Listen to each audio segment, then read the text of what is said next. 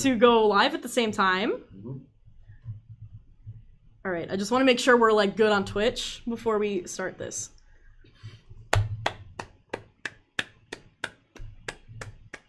Oh, are we using Adobe Audition? Mm-hmm. No, we're using Reaper. Oh, okay. I didn't know. I saw the black, so I was like, oh, Audition. No. Yeah, I wanted to do some post-editing, like post-production stuff with Reaper, so that's what we're using now.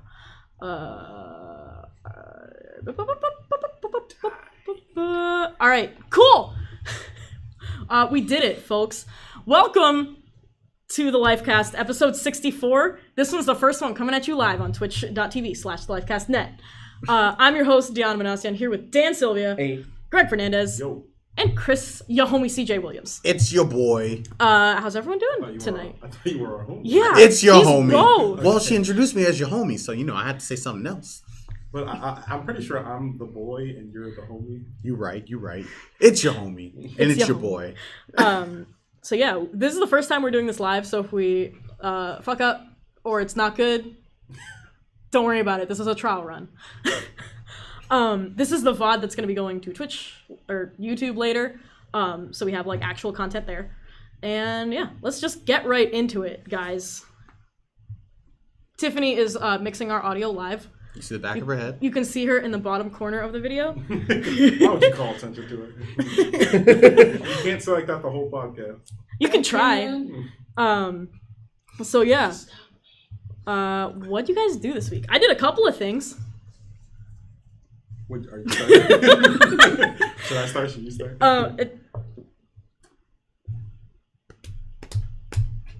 Okay. You can start. So I haven't been up to much. Life has been kicking me in the face, but I did pick up this new little thing called Fire Emblem Shadows of Valencia Echoes. The worst name, probably. But in all seriousness, so I've been a Fire Emblem fan ever since Awakening came out. I, as in many people. And sort of since then, I sort of really fell in love with Awakening. There was something about the sort of strategy elements, but like not too deep, that sort of was able to catch my attention. And as much as I like to shit on people, I do also enjoy watching numbers go up. And Fire Emblem has some pretty satisfying sort of just character growth. And so I was able to put like way too much time into Fire Emblem Awakening, sort of trying to get all the sort of support combinations. It was just something really to do. I can't really sing the game's praises too much. In sort of retrospect, I sort of see, especially in the gameplay department, that Awakening is a pretty mediocre game. But here comes Shadows of Valencia.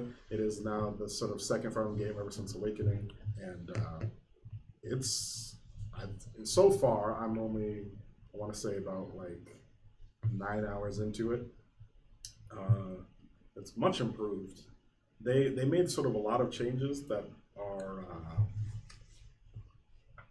might be controversial, but I sort of like to, one of the things I always try to encourage developers to do, not that I have much reach, but one day I will, is never let your game sort of the sort of like rules, never let the sort of like the ideas you had in your older games to sort of affect the sort of future installments. Now, naturally, you have to be, if it's going to be a sequel, it needs to share some elements. But I feel like the next time you make a game, you just pretty much start back from the drawing board. Figure out, use the first game to make your second game better. Figure out what worked, what didn't, and sort of keep improving on there. So they made a lot of changes. Like, for example, as far as I know, there's no S supports in this one.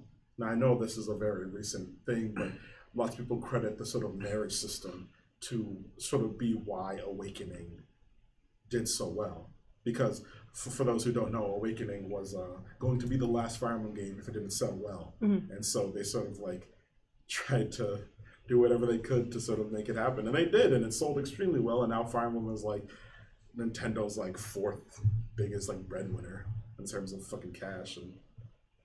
And sorry, I forgot what my point was. But so they got rid of S supports, which is a huge thing. I just had characters just get to A and they just sort of have like a nice sort of conversation on the battlefield, and like that was it. It's really cool. And they also got rid of the weapon triangle system, which has been in the Fire Emblem game since like almost every single Wait, installment. seriously? They got rid of it? Well, it's not that they got rid of it. It's that the game that this is remaking didn't have it. Oh, Because gotcha. the weapon triangle didn't come in until, I believe, Genealogy of the Holy War, which is the one that came like right after this one. Yeah. Okay. So, but yeah. So it's sort of interesting to see them sort of go back. Like, yeah, it's a remake, but this is like an very actual much remake. so sure to its roots. Yeah. Okay. Like there's no weapon triangle. Yeah. That's the best way to say it. And so it's very interesting to sort of see what the game is like. And so far, I sort of enjoy it because it lets you sort of take your strategies to the more bare bones of it. It's like, this guy deals physical damage. My unit has high defense. Send in the guy with high defense to sort of tank the blow. And it's sort of much more satisfying a thing than like, oh, rock, paper, scissors. You lose every time, you win every time. It's very hard to sort of nuance that. And especially since like late game of every Fire Emblem game devolves into like the weapon triangle just ceases to matter because every class just gets access to all the weapons. Oh, okay. And like it's just it honestly, like I put, like I said before, way too much time into the Fire Emblem games, and the weapon triangle was never a sort of big selling point to me. So it's very interesting to sort of see it stripped away. And I do really think that it really does not need it. And I found that very interesting. Also, the story. Fates, I hate Fates. I've talked about it many times. I think it's a jungle mess of just... it's a mess. I think just simply the word mess is the best way to describe Fates.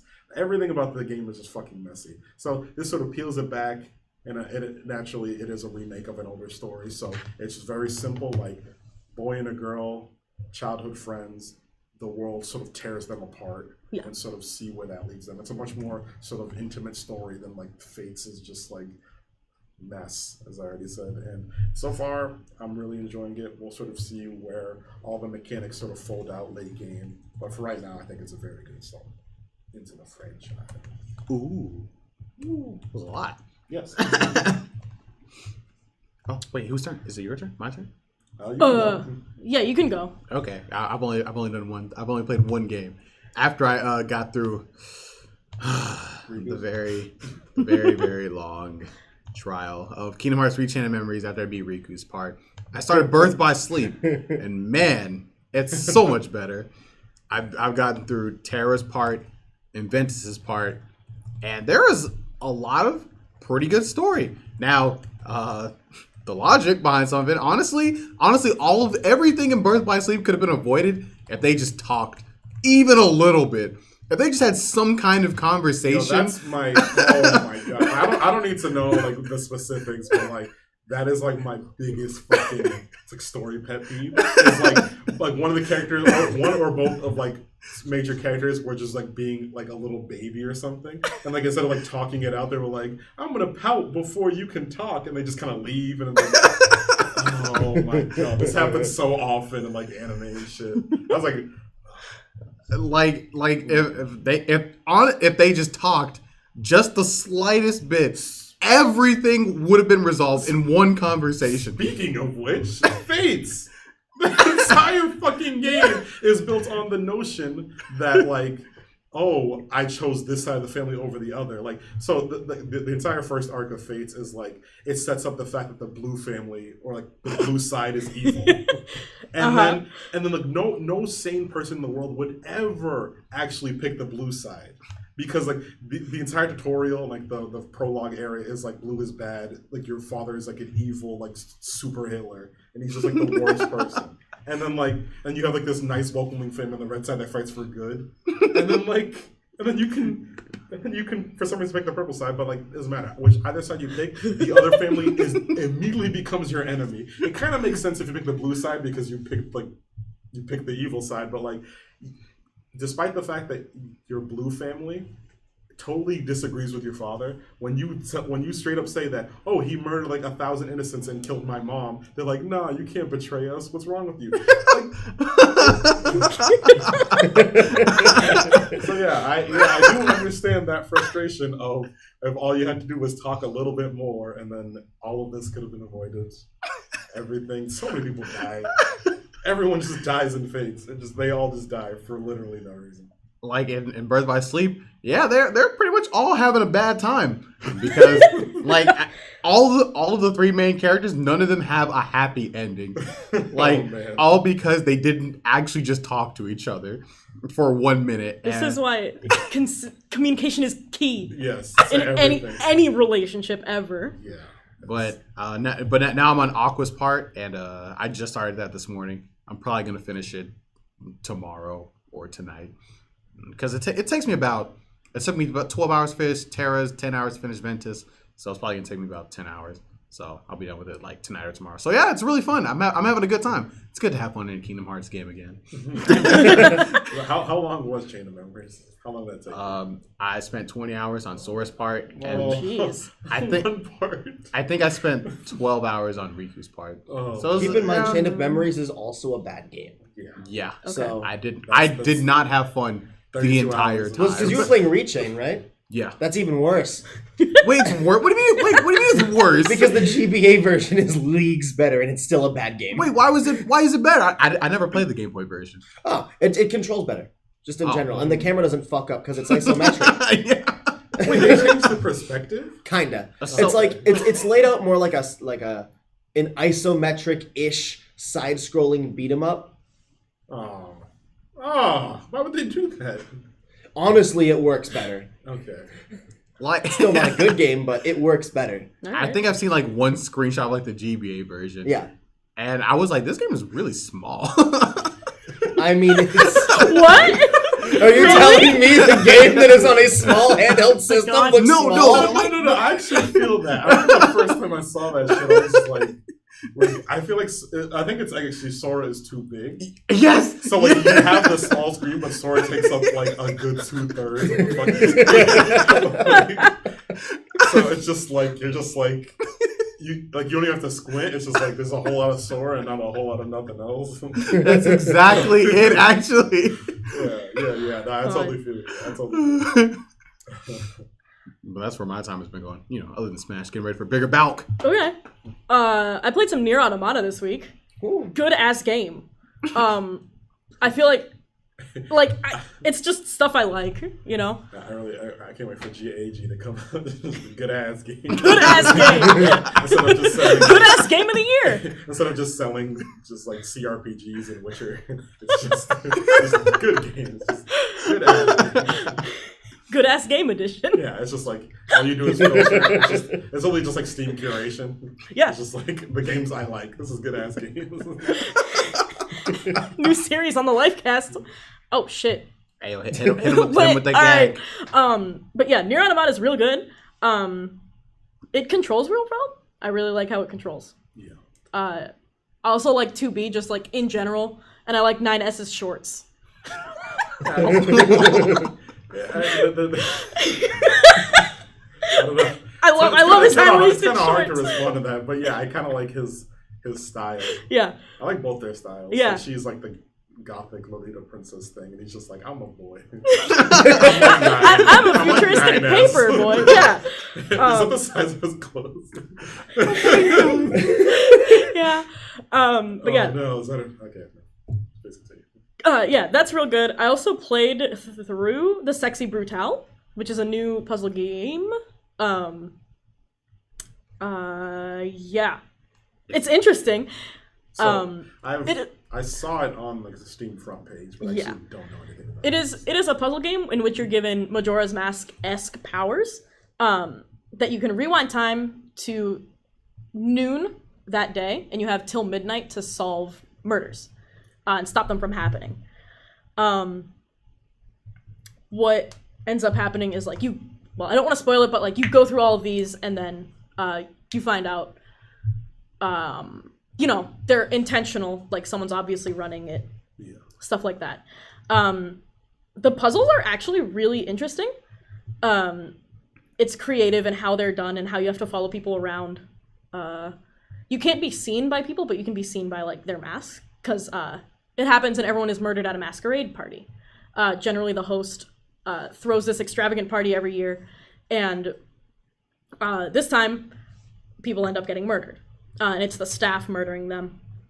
That's all like explained within the first few minutes. That's not a real spoiler. So you're given these powers by someone who was murdered at the party and who can't come back. Yeah. Okay. So like when you enter a room that people are in, their masks like hone in on you and they try and attack you. I didn't actually die at all because I was able to get out in time. And there are some instances where you have to be in the same room at the same time and like maneuver around them. So it's not a useless mechanic at all. Yeah, interesting plot. It's kind of a little, you can see it coming. Yeah. But it's a little, indie puzzle game. It took me like 3 hours to play. I really liked it. And I also played Grid Retro Enhanced.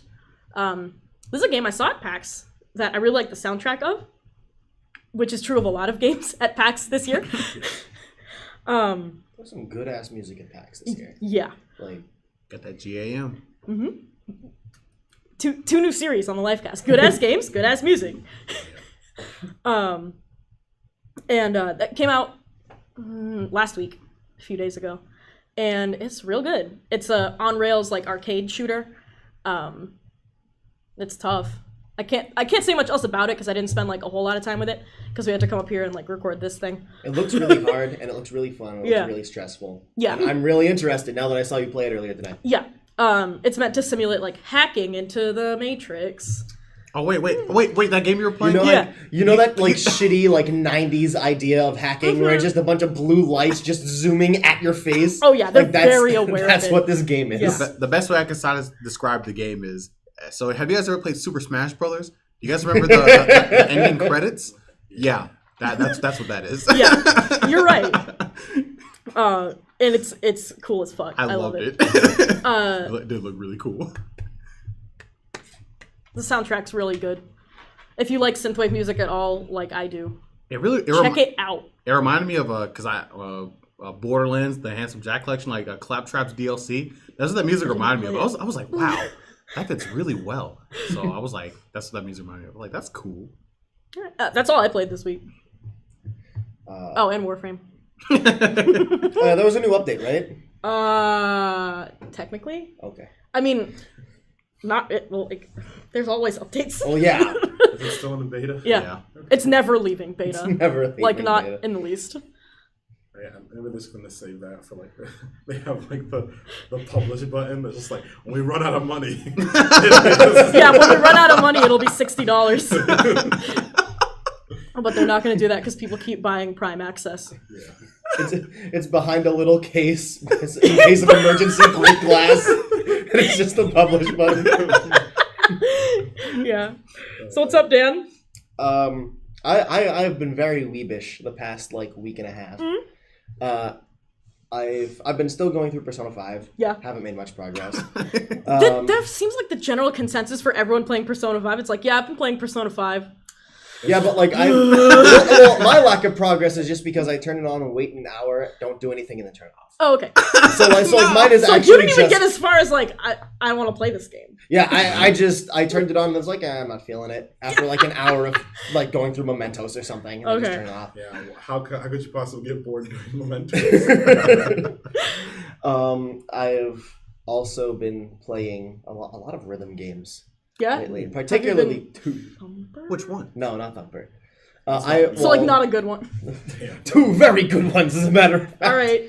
I've been playing Voez, which is a new rhythm game, or not new, but new-ish, by the same studio that did Demo. Oh, okay. And it's really good. Yeah. I don't know that. Demo is the piano game everyone was playing a while back. Yeah. And what was the name of it? Chris, Voez. no, we're podcasting right now. Voez. VOEZ? Yep. Don't worry, I got you, my dude. All Chris, caps. we're podcasting literally right now. He's looking up It's, the game. yeah. Put your phone away. It's picking up the clicks. It's supposed to be funny. Oh yeah, it's This real was a good. bit. Complete. Not ruined. Bit's fine. Bit is not on life support. It's dead like now. literally 12 feet under. We killed him It's dead. twice. That's fine. This bit was a mistake. But yeah, what's the other rhythm game? Or what's Voez like? Voez is when you're playing a song, there are like different kinds of like commands you have to do to go along with the rhythm. Like there's just the red little dots that you just tap. You have slides. You have swipe. Actually, this was made specifically for a phone. Okay. Unlike like Demo, which is just like if you have a touch screen. Yeah. You can do it. I was just So, about to like- say that too. Tap hero. Although I love Demo. Was there anything? I think that's it for mechanics. What is the swipe? The swipe is you literally like swipe in the direction the arrow is pointing on your phone screen to the Okay. beat of the song. Gotcha. And It sounds exactly like a slide, but like shorter distance. I mean, It sounds like it didn't need a different mechanic. I mean, a slide is like you follow Shit, it and it'll I'm go like in like stupid shapes and shit. Yeah. And this is just, you flick it. All right. It's like a pop it, the flick it thing. Pop it, flick it. Pop it first. And See, that transferred really well over the video. Oh yeah, we can do. Yeah, we can- visual- we can talk with our hands now.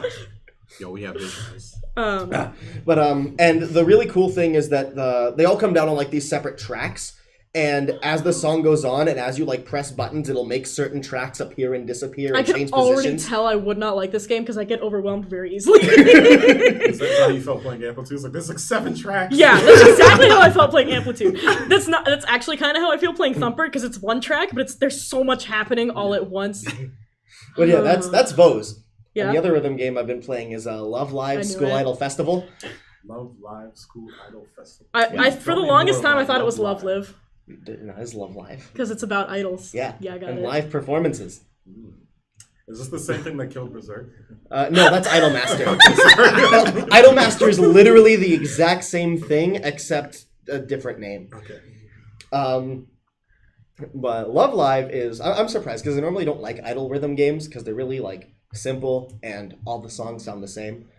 And that's kind of the case with Love Live. All the songs are pretty much the exact same, but it's like not at all about being a rhythm game. This game is about team building and watching your numbers go up and Okay. optimizing like everything. Whoa. Okay. Yeah, So it's a cookie clicker rhythm game. kinda actually. Oh boy, I love Cookie Clicker. But it's like apparently. Chris, there's, like, we know you strategies love inbuilt. So Yes. So you would have I like know you love cookie this clicker. guy Thank you has for like showing me this. a fan multiplier. Like whenever they show up, you got to use the fan multiplier and tag it with the other Miku. So something like that. Yeah. There, you pick your leader for a part of your team, and then just a bunch of other units. Yeah. And the leader has a specific ability that only happens when they're picked as leader. And normally it's a score multiplier, where it's like every like 5 times you tap this character, your score will like triple or something like that. And you build your other units just as like every character you get from like the gacha or just ones you get from like events or stuff have different like affinities for different kinds of powers. And these powers are cute power, pure power, and cool power. This is too So much. those And you're not even done. I'm not even done. are And different songs have affinities towards these powers. Yeah, that makes So you sense. need to make a Okay. specific team to like take advantage of like cool power to give your score like higher numbers. And it's surprisingly complex. See, I already played a game like this within a game, and it was Cabaret Club Czar and Yakuza 0. Oh. Yeah, it's pretty much the same.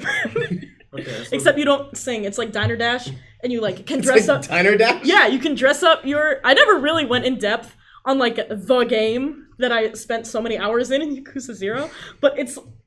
Sorry, I'm like hijacking your entire Go ahead. topic. But it's you have all of these hostesses, and you can dress up the platinum ones. They have like different levels, first of all, and like different specializations.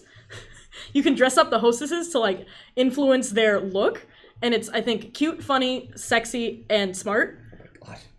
or cool, or something like that. This is slow. Yeah. This is long.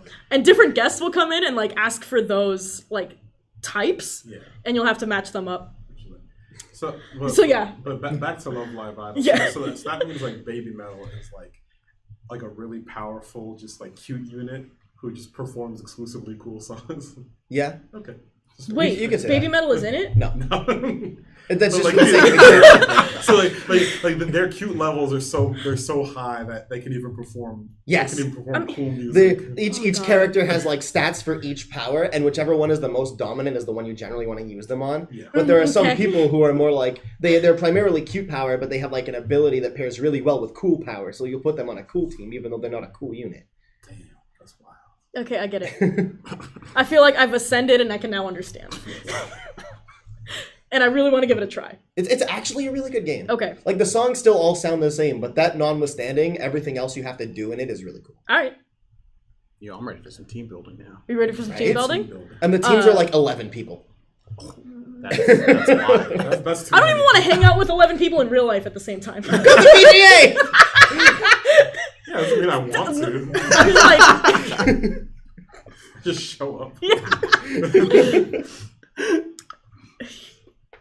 Yeah, that's it. so yeah, I hope y'all are ready for some announcements before we get into our news.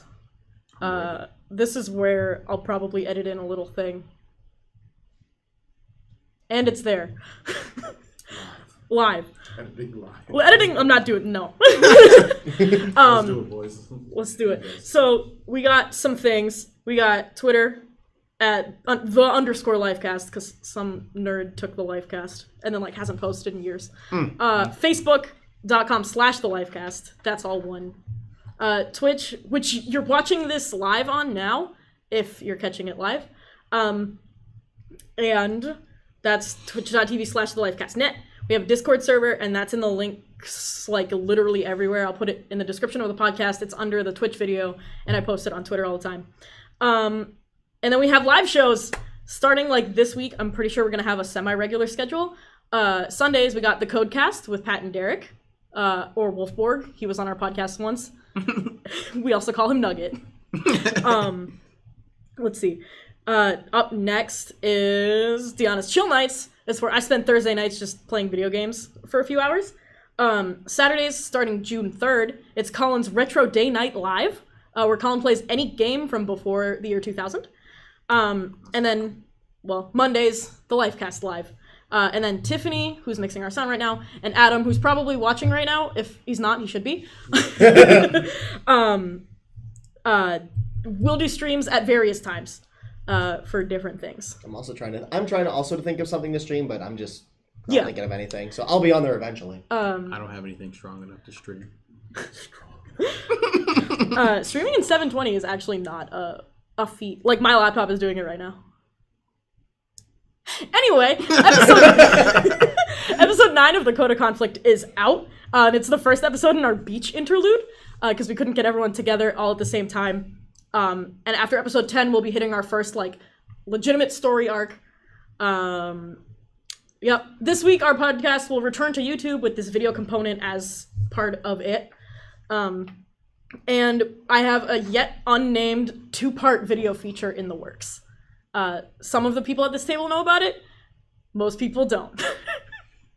Yeah, and that's everything, unless you guys have other announcements. Okay. We have a website. It's called thelifecast.net. There's an ask box where you could put questions that we take constantly. We take questions on Twitter, Facebook, through our email, contact@thelifecast.net. And yeah, that's it. Time for news. Hey. So first thing, Far Cry 5 is set in the United States. Hey. It's set in Montana, in a fictional county, which is interesting. So, is there gonna be like park rangers? I bet. It's either, like, I bet it's gonna be, like, post-apocalyptic. I don't know. I didn't hear much about it. I only heard, like, Austin Walker's thoughts about it, which were really interesting. Nah, I really want just like some moms, just walking around. I would love that. I shit you not. If it's set in the 1950s and it's just housewives, like, the game, aside, like, except, but, like, Fallout. If, like, Fallout happened, it was just, like, normal 50s life continued and it was just housewives. No, like all the men like went into like one spot, they all got nuked, so she this is wives. They got like, yeah, their name's like Ethel. Yeah, they're trying to figure out how to like breed without men or just like live out the rest of their lives and die. It's really depressing actually, but they got a lot of moose. But they just have a lot of moose. Wait, so like, what is Far Cry even about? Far Cry is a survival game where you have to monitor like your hunger and your thirst, and like it's a true survival It's game. about white guys getting dropped off in like In weird exotic places exotic and then places. killing natives. Yeah, Like killing- Montana. Up until now. Montana. Yeah. Up until now, watch it be like some. I'm black guy. really hoping that like it's, I really hope it's a black guy. Yeah, killing white people. Yeah, that would totally go over well. White people, Yeah, that would go over white really people- well. I want that No, so it bad wouldn't. because it'll be just like the entire internet will just be white people being like, I'm not mad, but this is offensive. I'm not mad. I'm not mad. Yeah, I'm not mad at all. I'm not mad. I'm not mad.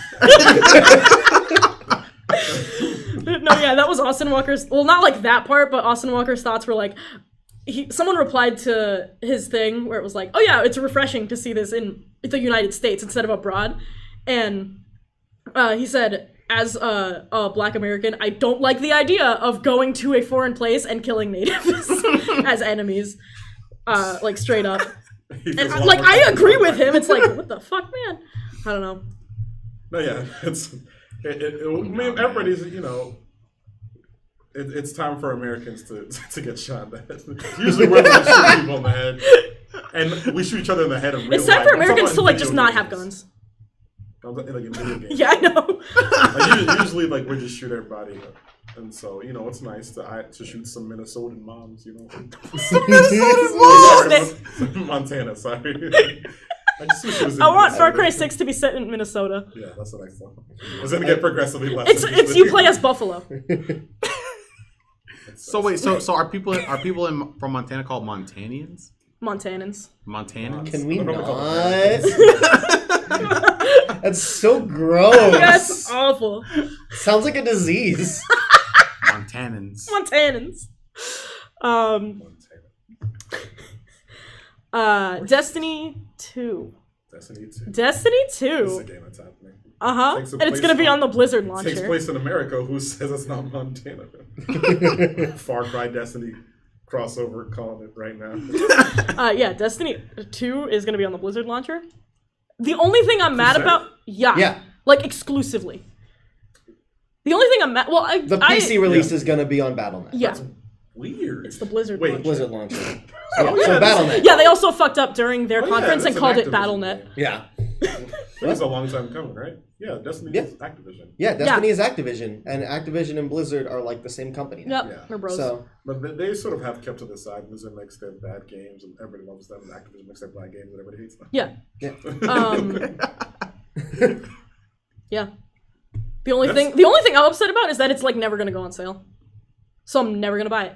Yeah, I'm excited for Yeah. Destiny 2. It kind of sealed your fate with that one. I'm not because I Or bought just the get it Taken on King console, and I or it'll never probably played be on it. sale in like In 2 like months. a month, yeah. I'm still Yeah. mad. It's gonna be like Right. $5 a That's month. $60 wasted. I bought the Taken King and never played with you motherfuckers. Greg. You guys quit playing like 3 days after No, Greg, picked I it never up. stopped playing. Nobody ever wanted to play with me. I'm just saying, everybody was so fucking excited I picked it up. I kept asking you. I feel like Right. like literally this was our dilemma with Destiny in our friend group. Everyone bought it, and then like no one ever messaged each other to say like, "Hey, I'm playing. Hey, I'm online. Hey, what time are you gonna be online?" Me, Adam, and Sydney played.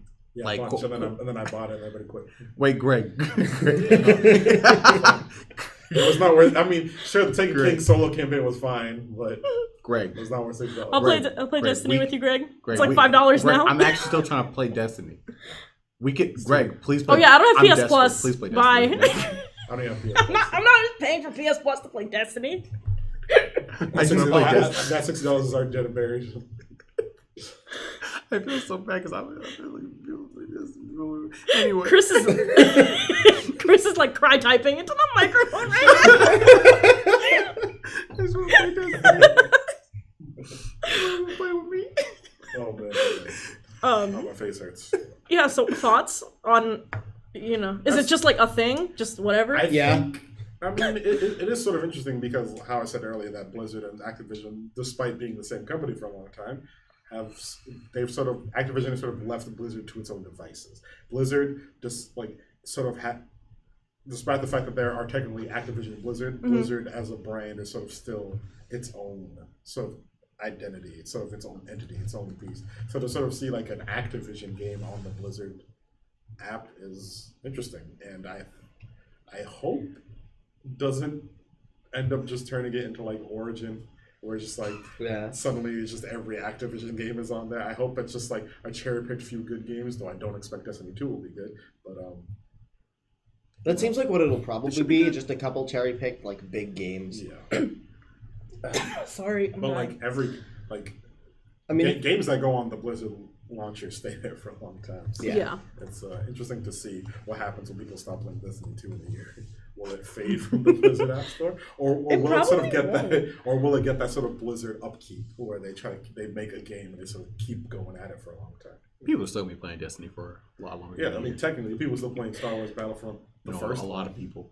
No, the second one. Yeah, the first one. People still play that game. I'm just saying, like, I mean, like, for it to still be culturally relevant, not for like the diehards. yeah. You're gonna do it single-handedly. Yes, I will do it You're going to make like single-handedly. 8,000 accounts. Play all at the same time. All right. My other news was Grid Retro Enhanced came out. That's a game. Yep, that's a Yeah, game. that's a It's a game. good one. We talked about it already. Yeah, we got no questions on Facebook and Twitter. We got a couple in chat, so we're gonna answer those. Woo! Chat. Yeah, there's Hello, a chat, everybody. And Yeah. the chat is active. Yeah, this is gonna be weird if you listen to it like when we publish the podcast, but we are doing this live right now, as we probably mentioned at least once during this. At least 3 Shh, times. that's at least once. Okay. Let's see. Where do questions start? Jake said Chris will never get to the raids in Destiny. That wasn't even a question. I just like to put that in. Thoughts on Earthbound? That's from Red Bart is Kennedy? cool. Yeah. That's She also said, "What's up, Dan?" Not in that. Not in Hi. those terms. Now, see, But- I really like Sans. He's my favorite character. So therefore, I must say that Earthbound is really cool. Because Sans is cool. He's like, he doesn't even care. Like, he wears like slippers and shit. Yeah. Come on. Shouts to He doesn't even dude. like wear a shirt. I actually really like Earthbound. Like when I had it on like the emulator on my phone, I was playing it. I had about a good like 5 hours on it. Like I was going pretty hard, but then the great tragedy of my phone no longer worked, and I had to get a new one. The file was gone forever, and then I haven't picked it up since. But I really liked it, and I really like Ness and Lucas. But but Lucas is his mother, not Earthbound. I guess That's okay. that's You can why. still like a character, even though it's for like kind of the series. Yeah. I haven't played Earthbound for more than an hour. I liked it, but then Kennedy kept talking about it for days on end. Actually, yeah, kind of. I still need to go back and play it. I started and played it at Dave's house, and then I never got back to it. Much like Yakuza 0, but I got my own PS4 at that point. Never touched it. Dan, They're please. impossible to find, and I didn't want to emulate it. Yeah, that was pretty good. Yeah. though. Sure, it's fine. I remember when they ran out of download codes, and I was like, damn, that's a game I'm never going to play. Because it's too popular. Ran out of download. Uh-huh. codes. Yeah. You ran Thanks, out Nintendo. of a non-physical product. Interesting. Oops. All right, next question before I die. Yeah. Next question. Who would win? Shadow the Hedgehog or Armored Titan? Shadow the Hedgehog, his series has been around longer, and it's also better. Goodbye. Wait. The Armored Titan. Yeah, like from Attack on Titan. All right. So wait, did the Shadow have the Chaos Emeralds? Because if he has Chaos Emeralds, he wins hands down. Okay, so no, obviously Shadow the Hedgehog wins. I will call Yeah, because he's the ultimate life form. Yes, it's actually. So remember the prototype Ultimate Life Form? A giant fucking lizard. You know what Shadow did? He just grinded up his fucking size. You know what all that armor is good for? It's fucking railing for Shadow to grind up. So he can fucking kill him. He's gonna hit him right in the fucking name over and over again.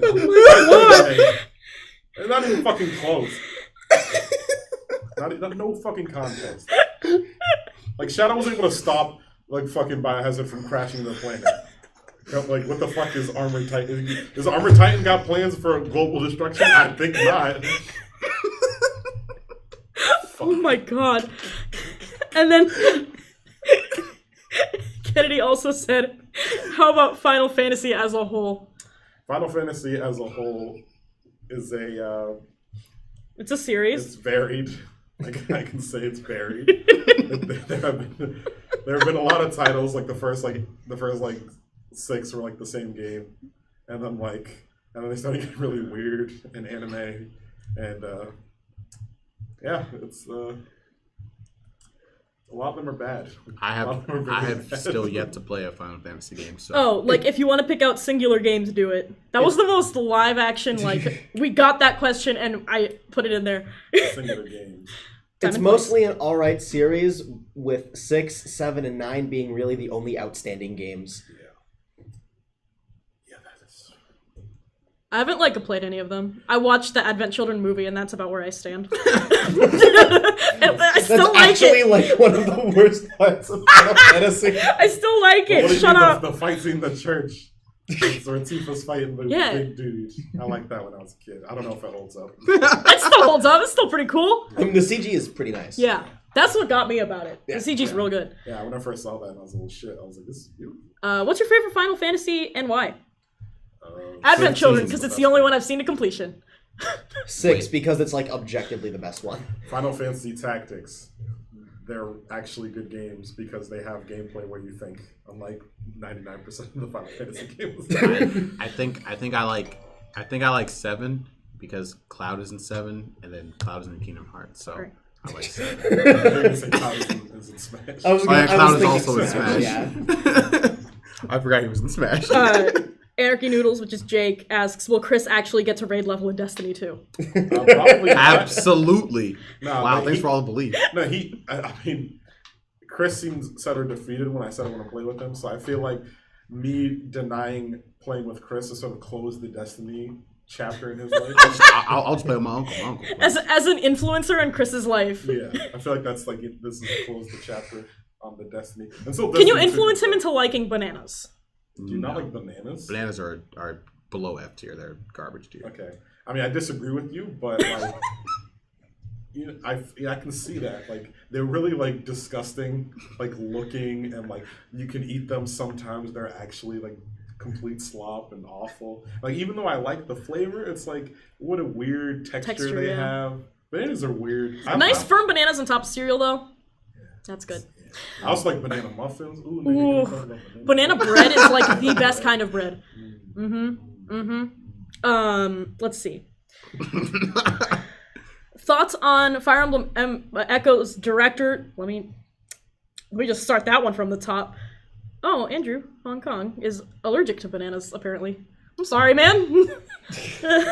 Yeah, Jake, you better play Destiny 2 with me when it comes out. Yeah, I won't be playing with you guys. Once Yeah. burned, twice shot. Thoughts on the Fire Emblem Echo's director saying he wants to remake Binding Blade? Yes. Okay. Make Roy not garbage. I don't care. Make the game not garbage. That would also help. Yeah, Victor called me too. What? Is he calling us? Oh, was that Victor? Did you just call me? Yeah. Oh. Victor just called all of us. Hey, that fucker don't have my.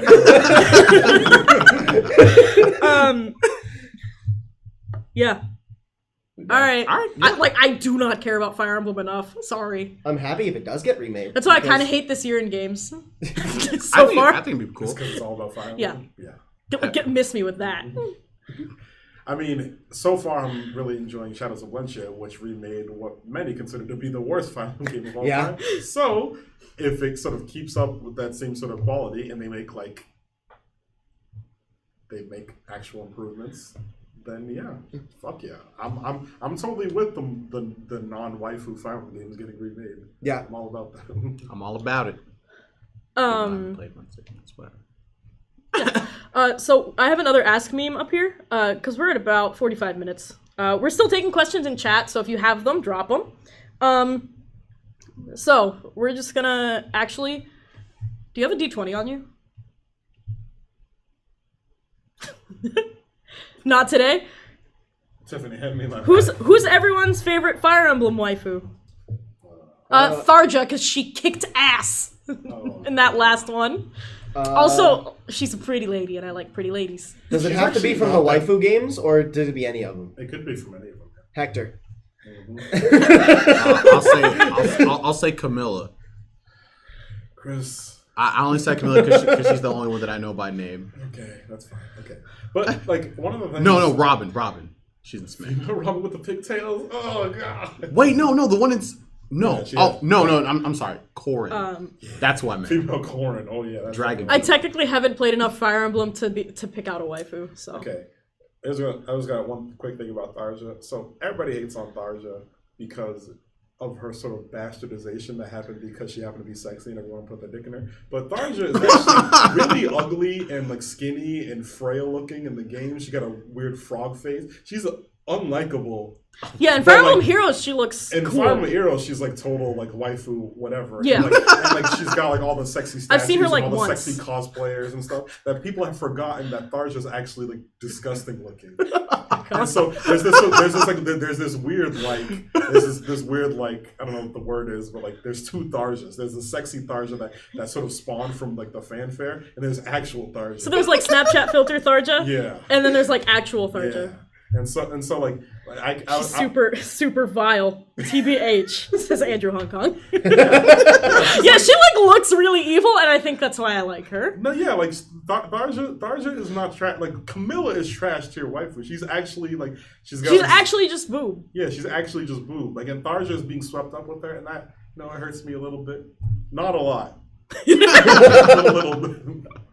So who would my waifu be? My waifu would be like pretty much all the actual women of Fire Emblem, the ones above the age of 18. I'm gonna pick Sully for now because Sully got full lips. Sully's my girl. Sully is a full-blown woman. She's got lips, and she's just not 8. And I'm all about that. She's not 8.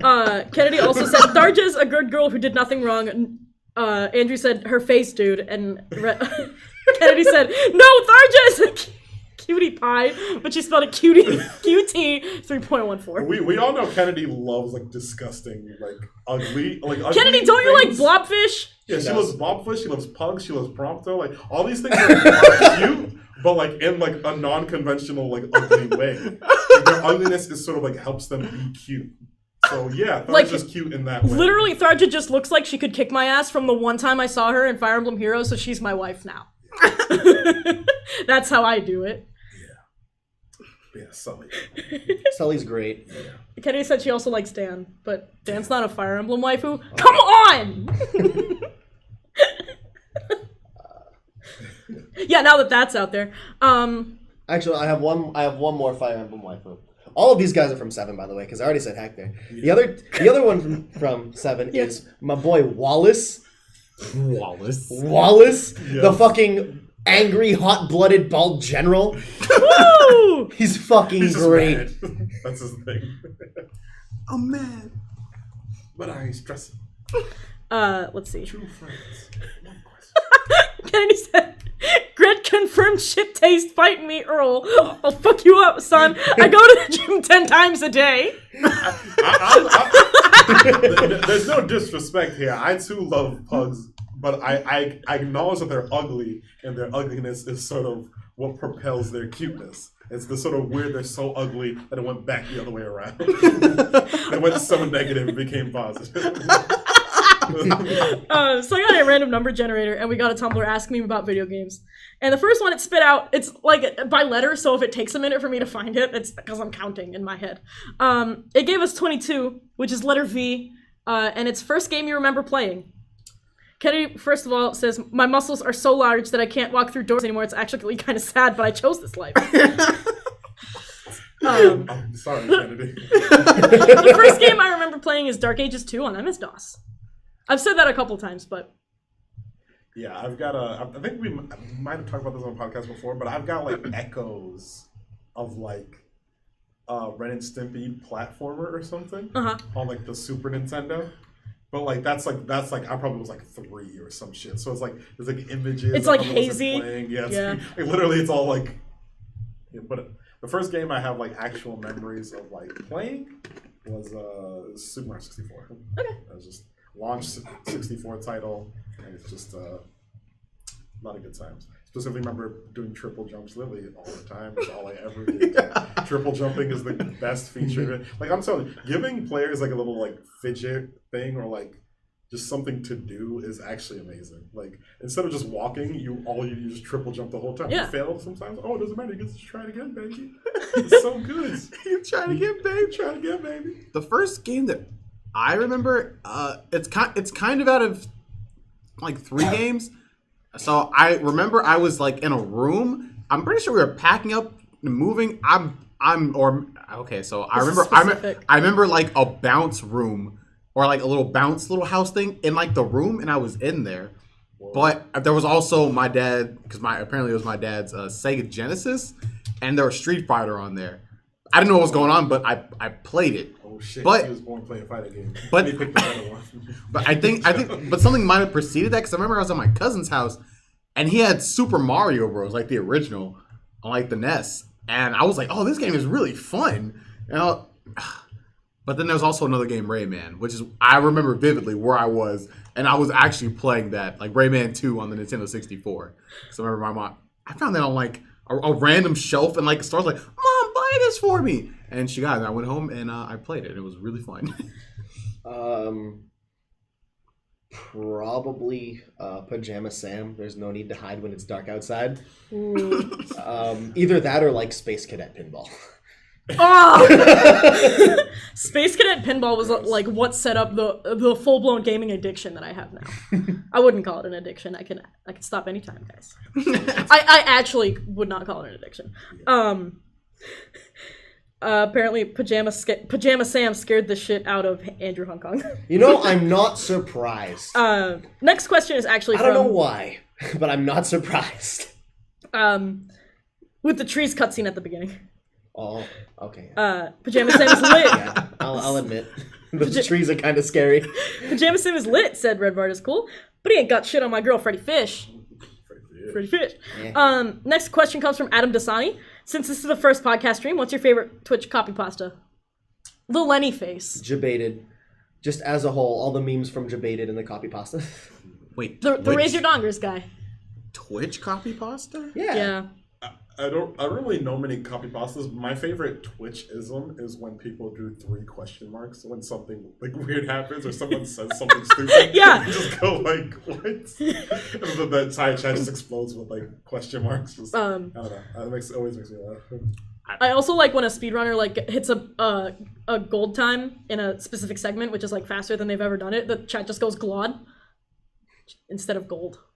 Oh. Okay, wait. So somebody tell me. So you guys remember that long copy pasta? I was a sniper in the military. Yeah. Did that start on Twitch? No, I think that was a YouTube comment. It is a Twitch copy pasta. Okay, if that's because that has always been. He has 300 my confirmed favorite kills in the armed pasta. forces. I love that. I'm also actually no. I take what I said back. My favorite is probably I sexually identify as an attack helicopter. Balance. CSU. Let's see. Anarchy Noodles asked, do you like any of the skins coming out for the Overwatch Anniversary Edition? I haven't seen them, so I'm gonna look right now. I like Soldier and Bastion skins, and like none of the others. I really don't keep up with Overwatch anymore. Oh yeah, no, Zarya's is like... It's like... Yeah, that was only it's good, but it's like... It doesn't seem... Why does Bastion look like he's made of fucking Connects? That's why I like it. Why is it? I don't know if they explained like the idea behind the skins. I like Pharah's. I think it might be like my theory is that it's like concept art or like that's what I'm thinking. Designs. Soldier looks disgusting. Pharah looks good. Zarya, it looks all right. It's better than her other skins. Yeah. And that's not saying a lot. Like, why did Bastion look like Cubics? Yo, he does look like Cubics! Oh my god. That's why you loved it. I mean, sure, I guess I like some of them. God. Yo, I don't even remember Cubics from the show. I remember him from those Burger King toys. I remember from both. Yes. I just have like a really distinct memory, but I can't place it. Because like every time they give you like one of the robots from the show and they come with a piece of Cubics and you have to collect all the robots and then you can build Cubics. Yes.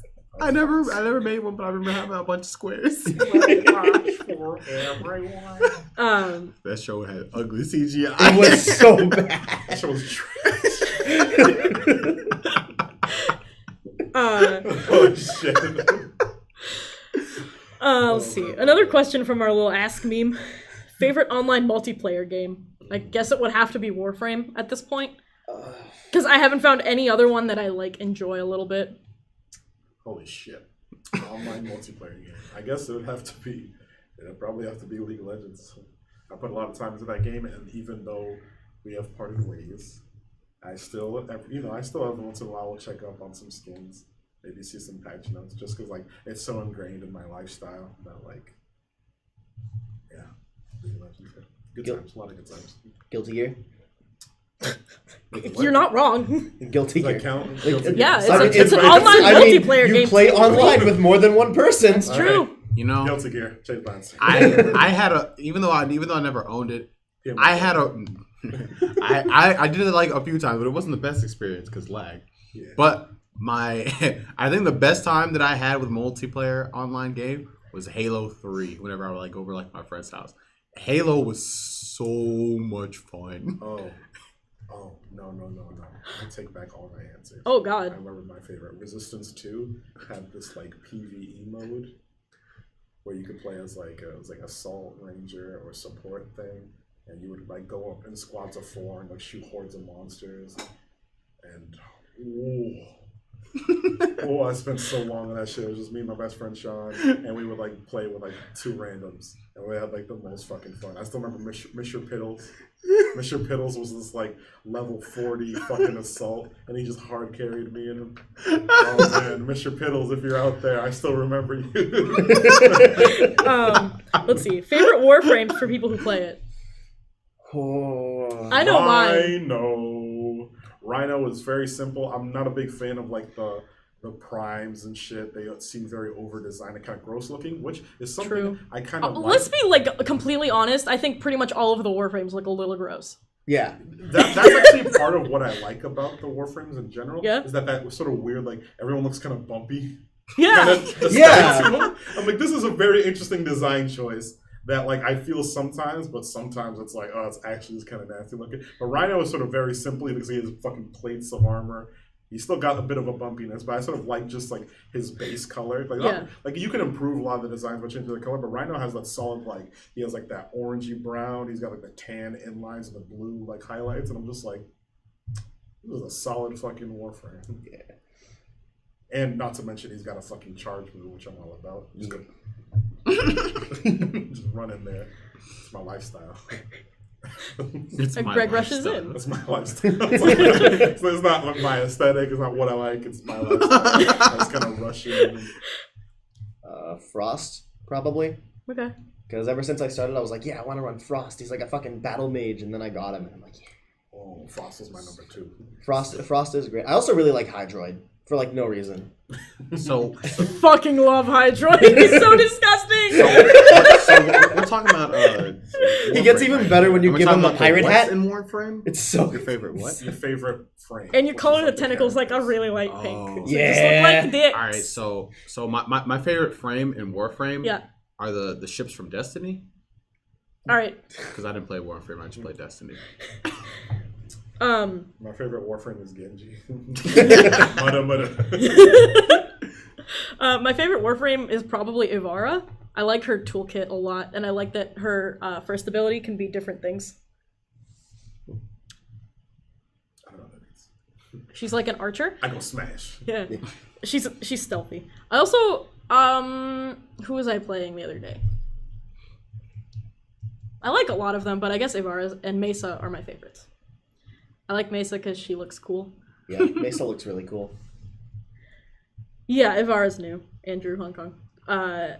She's, I think, in the last, like, year or 2. Andrew Hong Kong says he likes Loki. All right. Red Bart is cool asked us our favorite game logo. Favorite game logo? Resident Evil 7. Oh my god. Yeah. Come on. Resident Evil 7. They were waiting to use that. Yeah. Like, you know, they typed out that fucking name and they had that idea on like Resident Evil 1 and they were like, yo, if we get to 7, we gotta use this. God, if we get to 7. Oh, wait. They didn't say if. They said when. When? I was thinking about the logo for 6.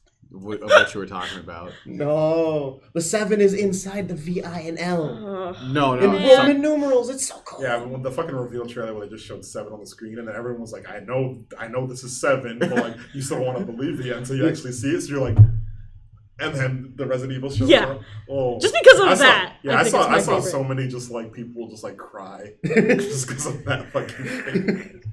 So good. My favorite logos are the Japanese Pokemon logos. Oh yeah, they look so They're diverse. so bombastic. They're so like out of control. Like, they need to fucking calm down. Especially fucking like Diamond and Pearl. Like those ones are like they're actually just like the crystals, and they're just like so bright and like. I hate love them, but mostly love them. Favorite? Yeah. Oh, Smash logo. Chris, please. Oh yeah. Outside of Resident Evil 7, I think it would be the Yakuza logo. It's so stylish. Yeah. It looks like brushstrokes. Okami. A better one. I also like Skyward Sword's logo. It's pretty cool. Yeah. Oh man, Skyward Sword Yeah. is really good. Skyward Sword's real good. I love Skyward Sword. All right. Next one from the Ask Meme. Best game memory. Best game memory. I I'm just gonna start know. saying a few because fuck, gaming is my life, and Oh, I've wait. lived a long life. I have one that you talked about in a previous podcast, and it's weird that I remember this, but it was with the Star Wars game with you and your brother. Star Wars. Oh. Oh my god! I forgot about that. All right, so if in the off chance you haven't seen it, fucking Star Wars Episode 3: Revenge of the Sith, the movie, the game, has co-op. You can play as Obi-Wan and Anakin, and you go through the whole story as Obi-Wan and Anakin. And it's like whatever, it's probably a butt game, but we enjoyed it at the time enough to get to the end. And so we're sitting there, we know, everyone knows the story. And so, you know, I don't know. You know how it ends. You've literally seen the memes. I can guarantee you. Wait, is that Wars the Episode one? 3, Revenge of the Sith, that's what Anakin. It's like, I loved you, Anakin. Oh, wait, I thought that was episode 1. No. Oh. No, Chris. I didn't watch. Yeah, Okay, what happened after that? That was 2 more movies. Fucking Darth Vader got made in the first one. But so we all know how it ends. We're getting to the thing. It's like we're reaching the lava planet. And we're both like, hey, we've both been playing as Anakin and Obi-Wan this whole time. Is it gonna be like we're gonna be like 2 Obi-Wans fighting 1 Anakin? No, it plants down. Player 1's over Obi-Wan and player 2's over Anakin, and then me and my brother just look at each other. We have that slight just like silence as we both understand that this game wants us to fight each other, and then we just fucking went at it. And it was like it probably wasn't as good as I remember it, but it was a long drawn out fight because like it also like you'll fight and it'll bring you to like the next place in the fight similar to the movie. Yeah. So like Yeah. it would be like several small bouts, and it ended up with my brother just narrowly beating me. Just like in the movie.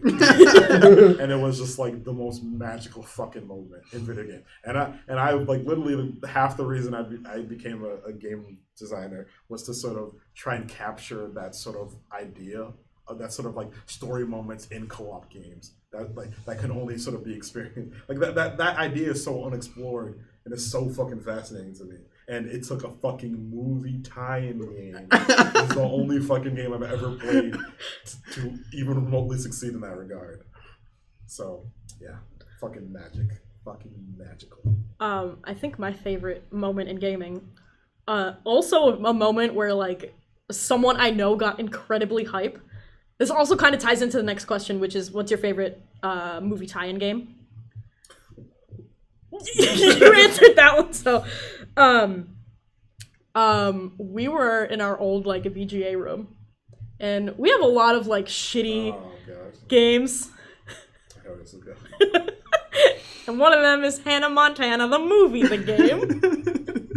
And like, I swear to fucking God, it was me, Dave, and Rich, and like Greg at points. Yeah.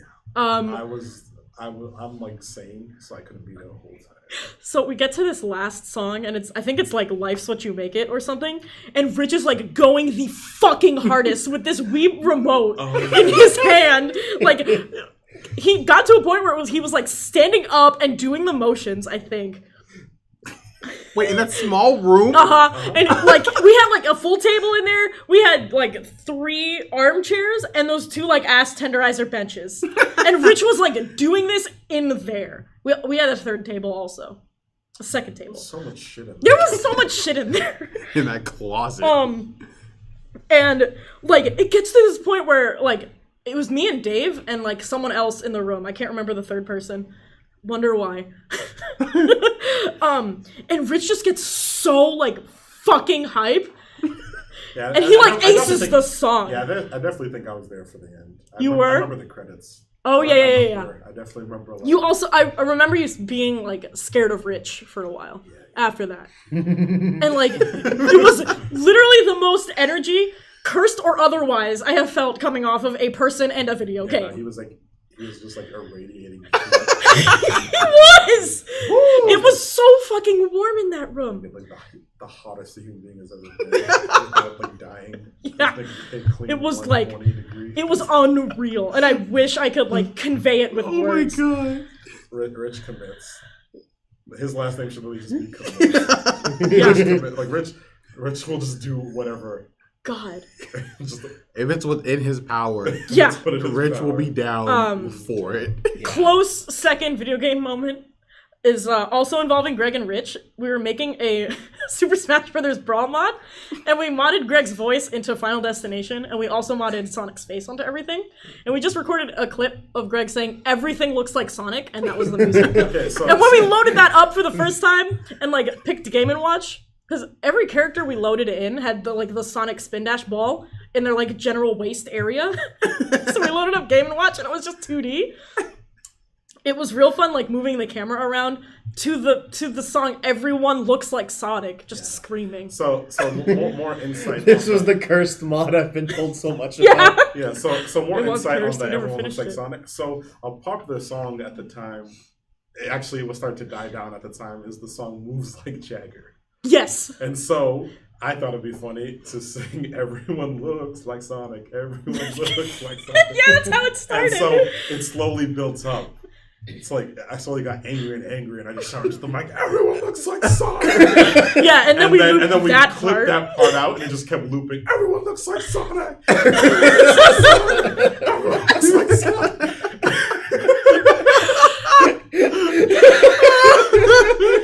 and so the few characters that did work. One, Sonic's ball was always there. It's like sort of how they program is that his ball would just kind of be off screen somewhere, and they sort of like summoned it when they needed it. There's a lot of like game programming and stuff like that. Yeah. So we didn't know how to make, but sort of like Sonic's body would always have the ball just sitting there. I remember Ganon's was the most horrifying one. He had like the long spaghetti arms. His torso was a ball. No. Giga Bowser was the most horrifying one.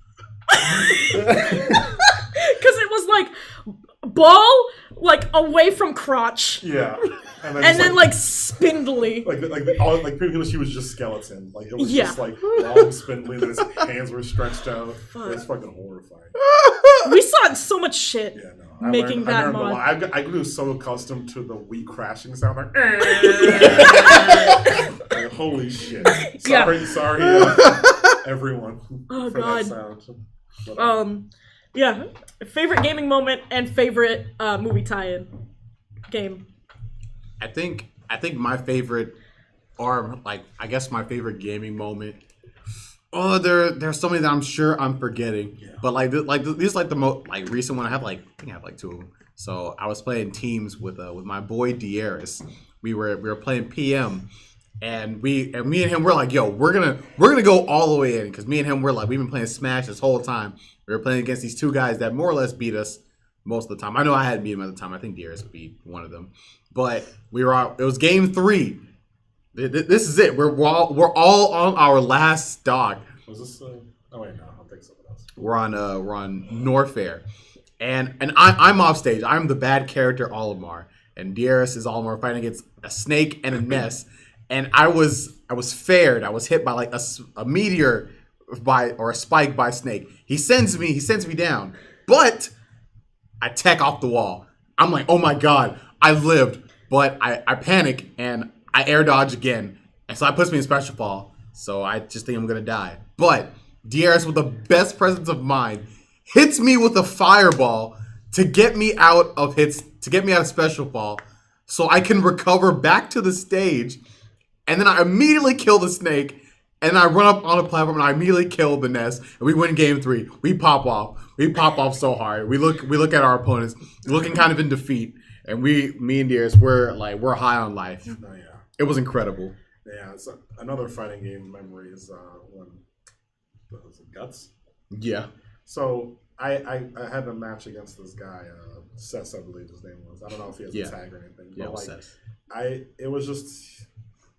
It's sort of I play fighting games all my life, but I never really competed. And so, but like this was pretty much my first major tournament that I like actually tried to sort of go to. And I had just the most intense, just close set against this player who was way, way better than me. And so I had to I went what they call Super Saiyan, is when you just play way better. You just play way better than your actual skill. So it was a combination of Super Saiyan and him being unfamiliar with the Bowser matchup. But like what ended up happening was like I just kind of like completely went into the game. And like I remember beating him, and then like DRS just coming up behind me, and he's just like, the look on his face, he was just like, Greg, what the fuck? And then I was just like I didn't respond. Like it took me like 5 seconds to be able to respond. I had to like leave the matrix so I could like talk to the air. I was just like, whew, I won. And then he was like, dude, you just beat Sass. I'm like, I don't know who that is. But I was speaking of like rich irradiating heat, I was so like hot. Like I was just like, I don't know. I've never been so focused in my entire fucking life. That's what I need to beat like a guy playing badly. That was Cecil probably playing his worst, and like it took like everything I had. Like, I had to leave. I had to leave after that match and get some fucking air. That's how intense that shit was for me.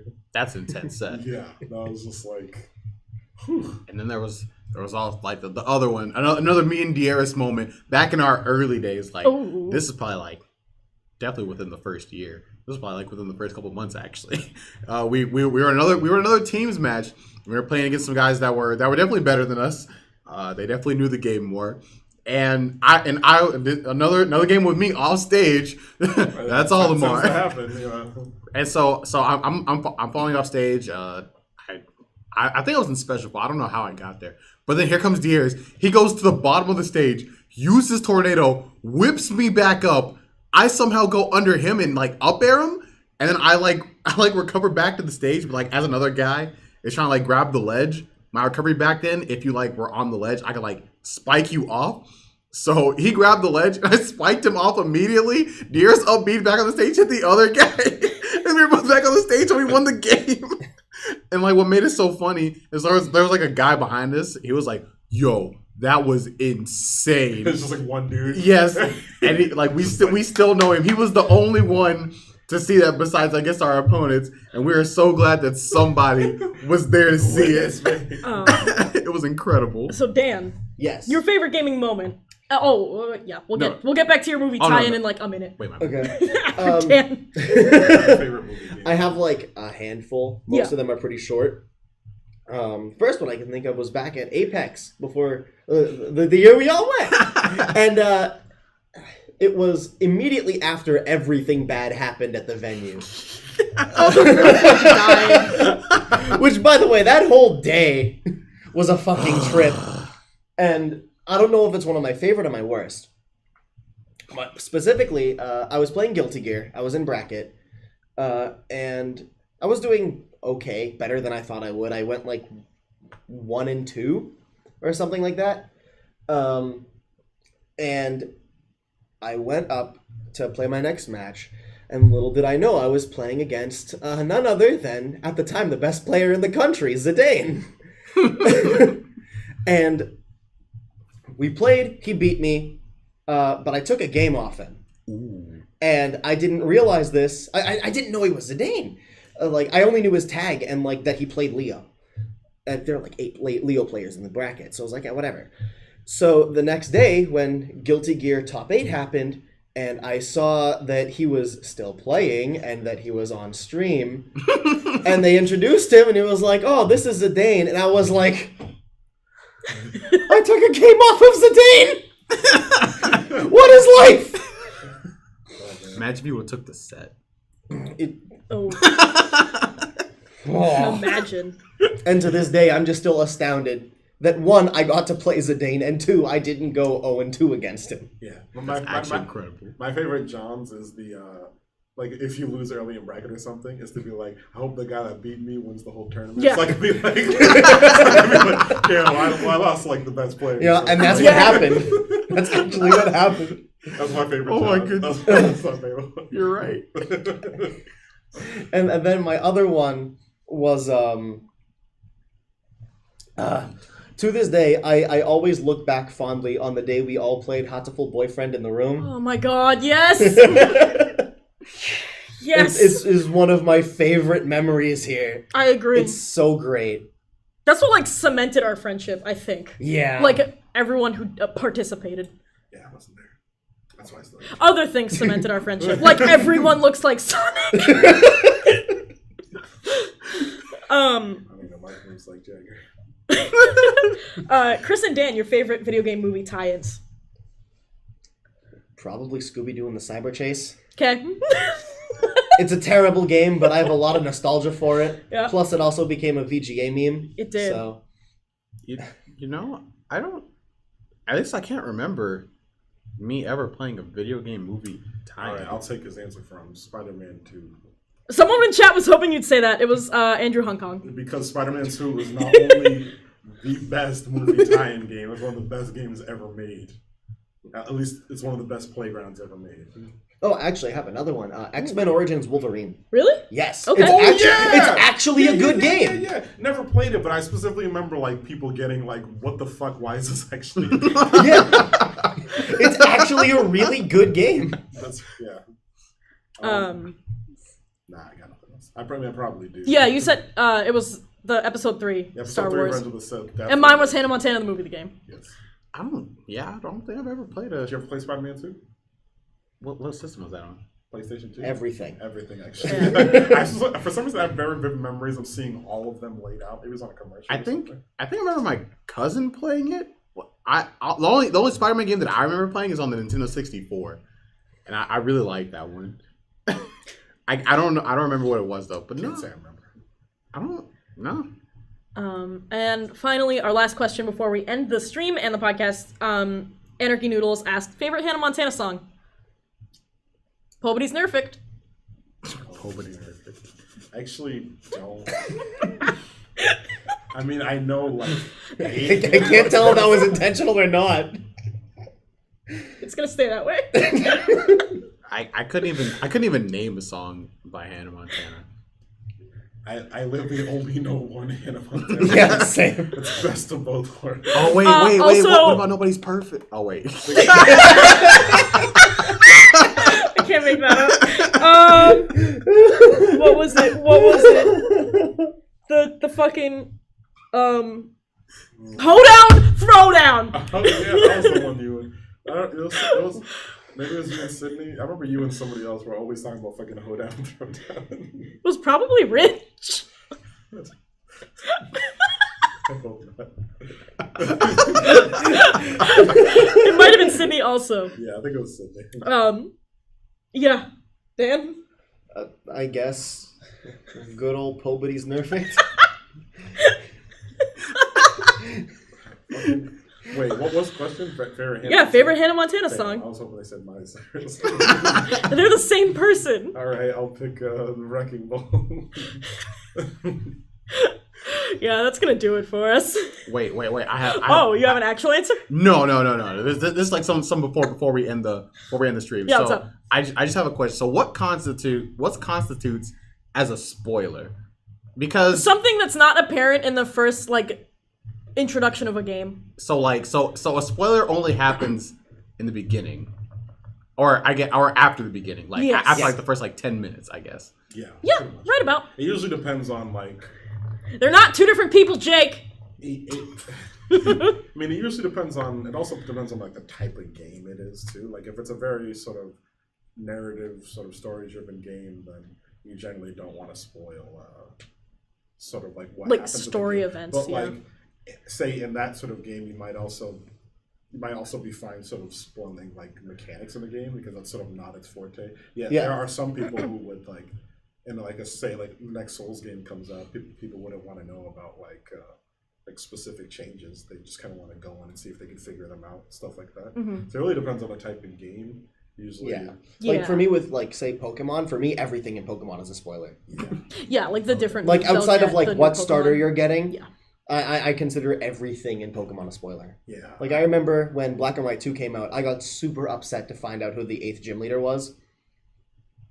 So I played that game, but I don't remember. Wait, is which game? the lifeguard looking dude. Wait, I don't which remember Pokemon his game? Black and White 2.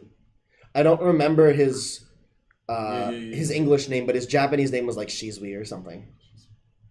8th gym leader. Really tight pants. Bad tan. Oh well. Yeah. Spoilers like depend on the game, but most of the time it's stuff that's later that people don't find out in the beginning that, you know. Yeah.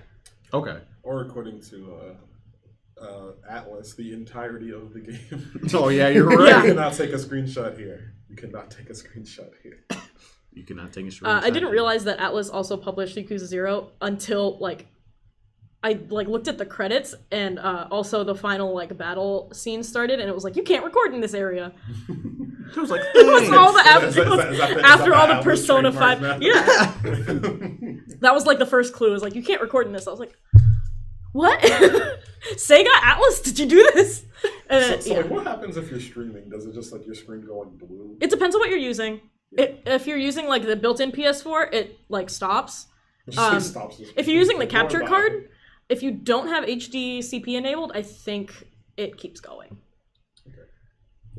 Yeah, Well, it that was depends my on the last method. You question. can get around it. Yeah, that was it.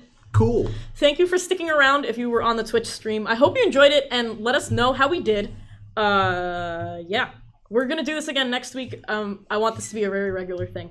The audio for this podcast will be up Thursday at 2 p.m. and the video will be up Friday at 11 a.m. on YouTube. Yeah. Woo.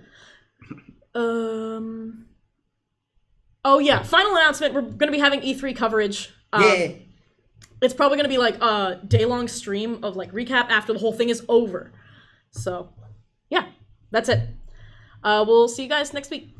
Bye. Later.